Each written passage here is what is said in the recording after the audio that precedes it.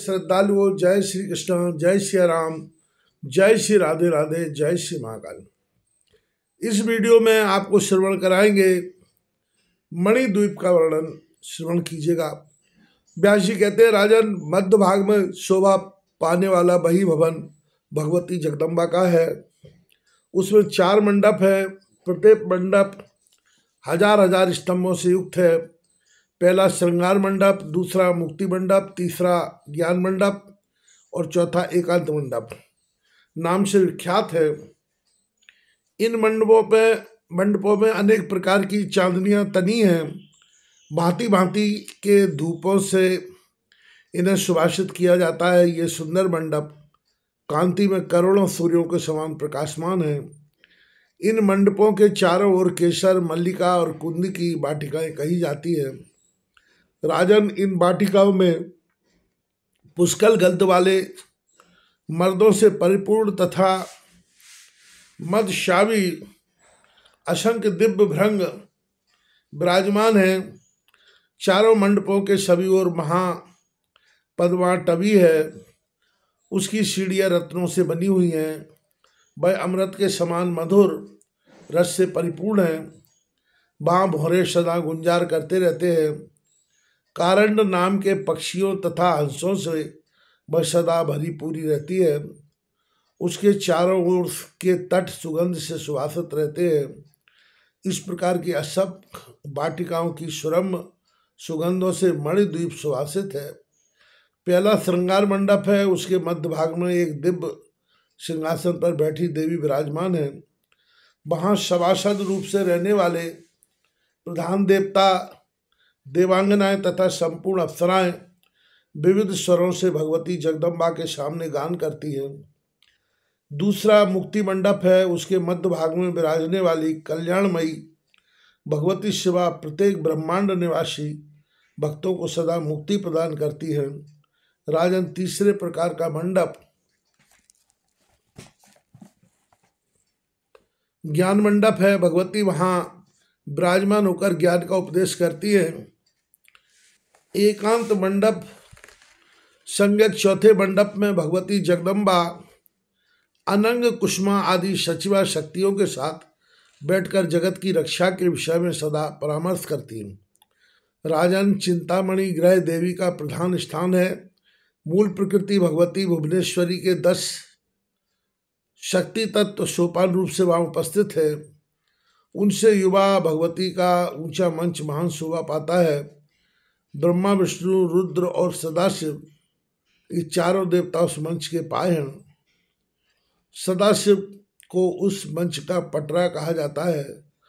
उस मंच के ऊपर महान देवता परम आदरणीय भुवनेश्वर विराजित है। षष्ठी के आदि में अपनी लीला करने के लिए स्वयं भगवती ही 2 रूपों में विराजमान हुई। उस समय दाहिने भाग से वे भगवान भुवनेश्वर और बाएं भाग से सबल ब्रह्म स्वरूपिणी भगवती भुवनेश्वरी प्रकट हुई। भगवती के अर्धांग स्वरूप वे ही ये महान ईश्वर है। कामदेव के मद का मर्दन करने में परम कुशल ये महेश्वर करोड़ों कामदेवों के समान सुंदर हैं। 5 मुख और 3 नेत्रों से शोभा पाने वाले वे महेश्वर चिंतामणि से विभूषित तथा अपनी भुजाओं में हरिण, अभय एवं वर मुद्रा तथा फरसा धारण किए हुए हैं। सब पर शासन करने वाले उन महान देवेश्वर की आयु 16 वर्ष जैसी है। वे करोड़ों सूर्यों के समान प्रकाशमान हैं। शीतल ऐसे हैं मानो करोड़ों चंद्रमा हों। शुद्ध स्फटिक मणि के समान दैदीप्यमान हैं। उनके श्री विग्रह से शीतल प्रकाश फैलता है। उनके वामांग में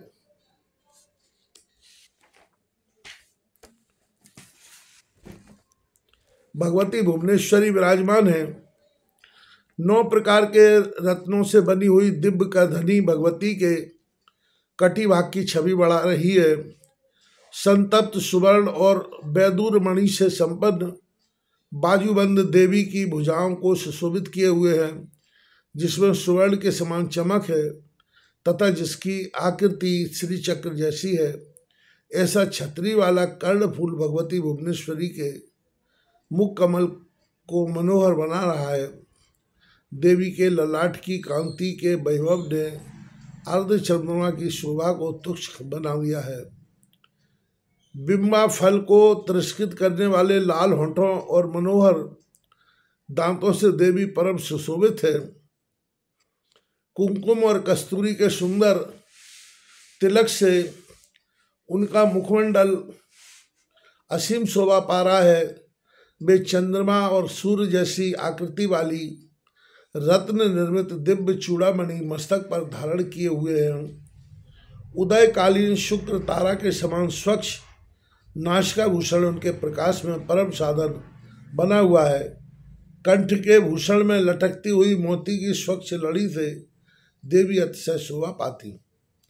चंदन के पंख, कर्पूर और कुमकुम से उन्होंने स्तनों को अलंकृत कर रखा है।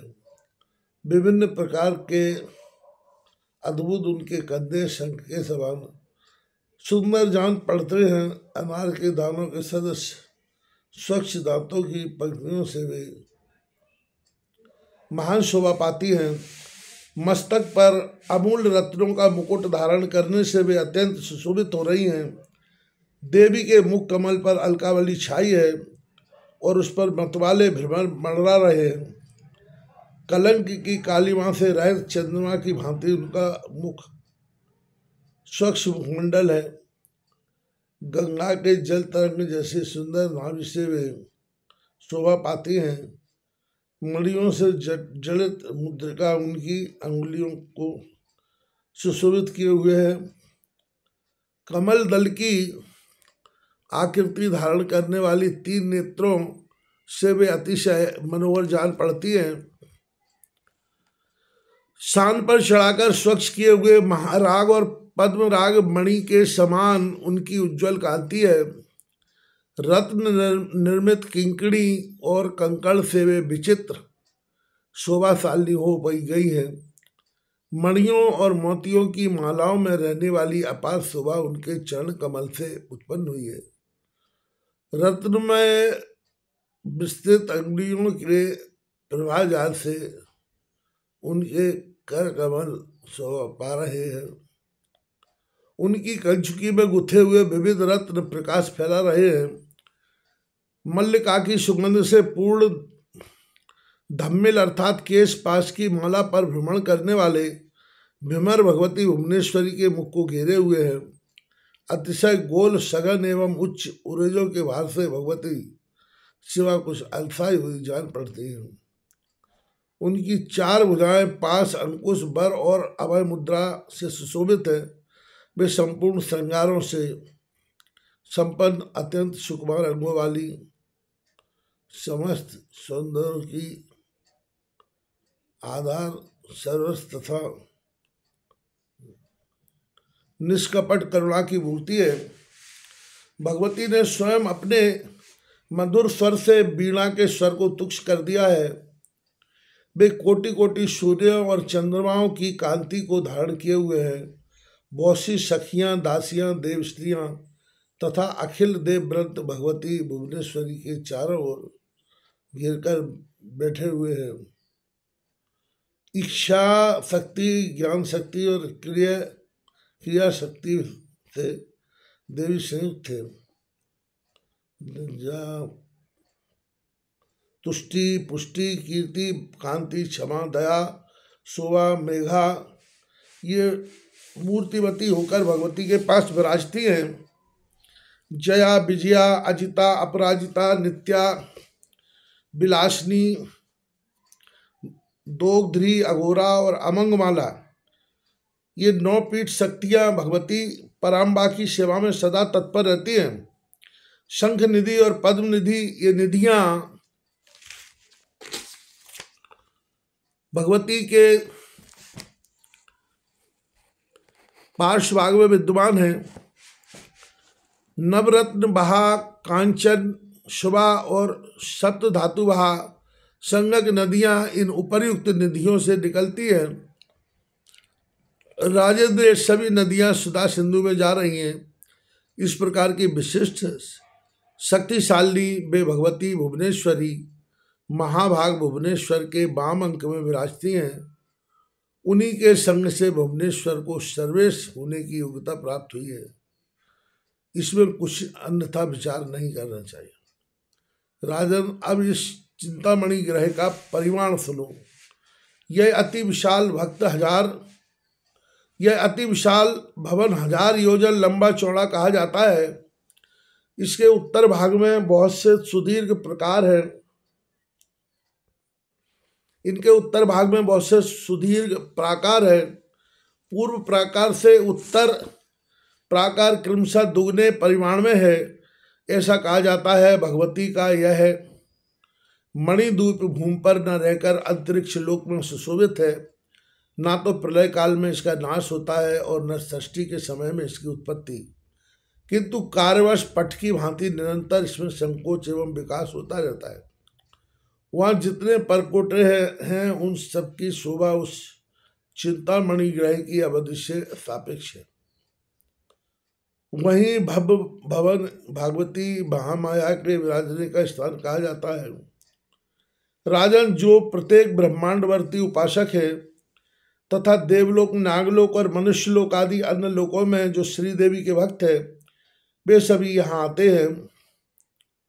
जो देवी के भक्त हैं वे सभी यहाँ आते हैं। जो देवी के क्षेत्र में रहकर उनकी उपासना में तत्पर रहते हुए प्राण त्यागते हैं, वे सब वहीं जाते हैं जहाँ देवी महोत्सवा विराजती हैं। वहाँ घृत कुतल्या,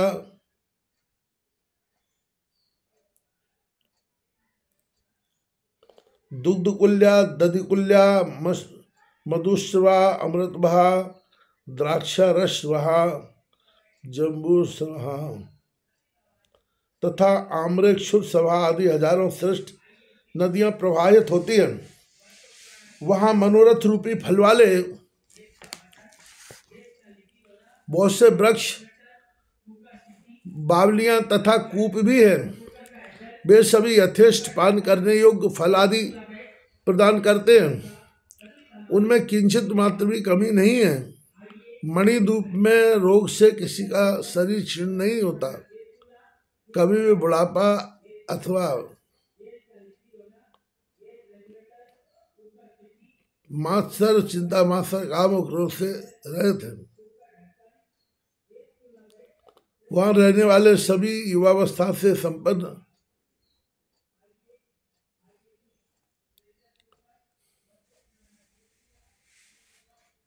स्त्री युक्त और हजारों सूर्यों के समान तेजस्वी बने रहते हैं। वहां स्थित होकर भगवती भुवनेश्वरी की सतत उपासना करने वाले व्यक्तियों में कितने शालुक मुक्ति और कितने शामीप मुक्ति प्राप्त कर चुके हैं। बहुत से शारूप मुक्ति के भागी बन गए तथा कुछ श्रेष्ठ प्राणी सारिष्टता को प्राप्त हुए। प्रत्येक ब्रह्मांड में रहने वाले जो देवता है उनको बहुत से समाज मणिद्वीप में रहकर गवाही जगदीश्वर की उपासना करते हैं। 7 करोड़ महामंत्र मुक्तिमान होकर भगवती की आराधना में तत्पर है। साम्य अवस्था में स्थित देवी शिवा कारण ब्रह्म स्वरूपा है। उन्होंने यथामय सवाल विग्रह धारण कर रखा है। उन्होंने मायामय सबल विग्रह धारण कर रखा है। संपूर्ण महाविद्या सदा उनकी सेवाओं में रहते हैं। राजन, इस प्रकार मैंने मणिद्वीप की अतिशय महिमा बतला दी। करोड़ों सूर्य, चंद्रमा, अग्नि और विद्वत इस मणिद्वीप की प्रभा के कोट अंश की भी तुलना करने में असमर्थ है। इस पुरी में कहाँ मूंग के समान प्रकाश फैलता है और कहाँ कुछ भाग पर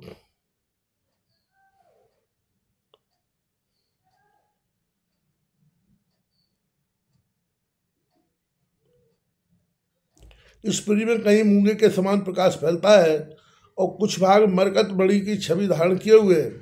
कहीं बिजली और सूर्य सदृश चमक है। कहीं जान पड़ता है मानो मध्याह्न कालिक प्रचंड सूर्य तप रहे हों। कहीं तो करोड़ों बिजलियों के तेज धारण करने वाली दिव्य कांति विस्तृत है, कहीं सिंदूर और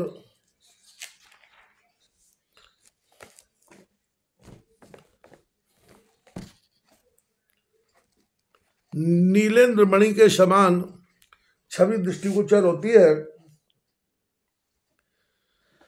कुछ दिशाओं का भाग कांति में दावानल तथा तपाए हुए सुवर्ण के समान है। कहीं जान पड़ता है कि चंद्रकांत मणि तथा सूर्यकांत मणि तत्पत्थर से यह बना हुआ है। इस पुरी का शिखर रत्नमय है, प्राकार एवं गोपुर रत्न से निर्मित है।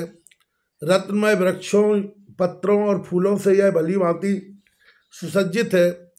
इस प्रकार मानपुरी में दिव्य मोर सदा नाचते तथा कबूतर शब्द करते रहते हैं। कोकिलों की काकली और सुरंगों की मीठी वाणी इस पुरी को मुखरित किए रहती है। सुरम्य एवं रमणीय जल वाले लाखों सरोवरों से यह आवृत है। मणिद्वीप का मध्यभाग खिले हुए रत्नमय कमलों से युक्त अनुपम शोभा पाता है। उसके चारों ओर की 100 योजन भूमि उत्तम गंधों से सदा सुवासित रहती है। मंद गति से प्रवाहित होकर वायु वृक्षों को धीरे धीरे स्पंदित कर रहा है। चिंतामणि के समूहों की ज्योति से आकाश जगमगा रहा है। सर्वत्र बिखरे हुए रत्नों की प्रभा से सारी दिशाएं अग्नि की भांति चमक रही हैं। वृक्षों की मधुर सुगंध से युक्त सुखदायक पवन सदा पूर्ण रूप से प्रभावित है। राजन, 10,000 योजन तक चमकने वाला मणिद्वीप धूप से परम सुधूपित है।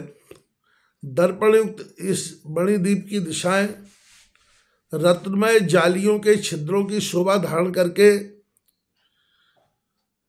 सबके मन को मुग्ध कर रही हैं। राजन, संपूर्ण ऐश्वर्यों, श्रृंगारों, सर्वज्ञाताओं, तेजो पराक्रमों, उत्तम गुणों और दयाओं की इस मणिद्वीप पुरी में ही समाप्ति हो जाती है।